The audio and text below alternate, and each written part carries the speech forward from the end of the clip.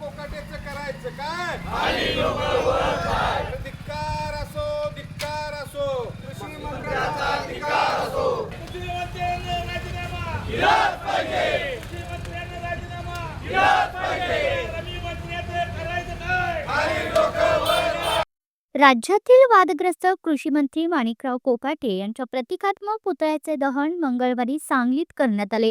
स्वाभिमानी शेतकरी संघटनेच्या वतीने जिल्हाध्यक्ष महेश खराडे आणि उमेश देशमुख यांच्या नेतृत्वाखाली हे आंदोलन पार पडले.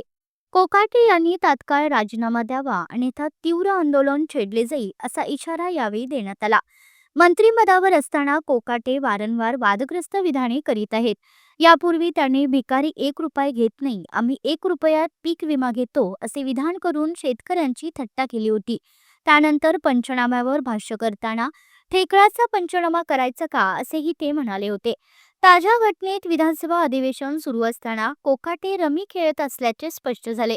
इतके घडूनही त्यांनी चूक मान्य केलेली नाही. त्यामुळे संतप्त शेतकरी संघटनांनी संताप व्यक्त करून पुतळा जाळून निषेध नोंदवला.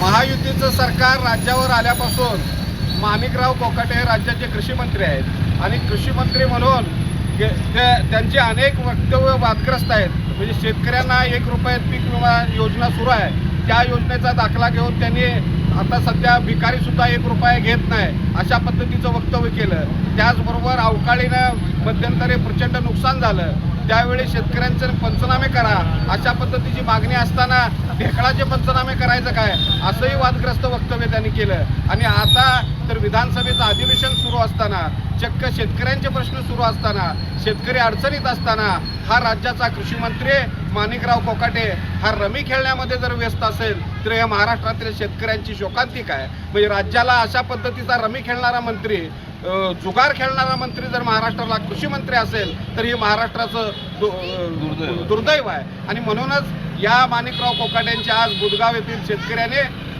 पुतळ्याचं दहन केलेलं आहे आणि त्यांच्या नावानं बोंब ठोकलेले आहे, त्यांच्या राजीनाम्याची मागणी केलेली आहे. असा कृषी मंत्री महाराष्ट्राला नको आहे आणि म्हणून माणिकराव कोकाटेंनी तात्काळ राजीनामा दिला पाहिजे. अजितदादांनी त्यांचा राजीनामा घ्यावा, देवेंद्र फडणवीसांनी त्यांचा राजीनामा घ्यावा. आज केवळ त्यांचा पुतळा दहन केलेला आहे, यापुढच्या काळात त्यांच्या राजीनाम्यासाठी आम्ही आणखी तीव्र आंदोलन करू अशा पद्धतीचा इशारा या निमित्तानं देत आहोत.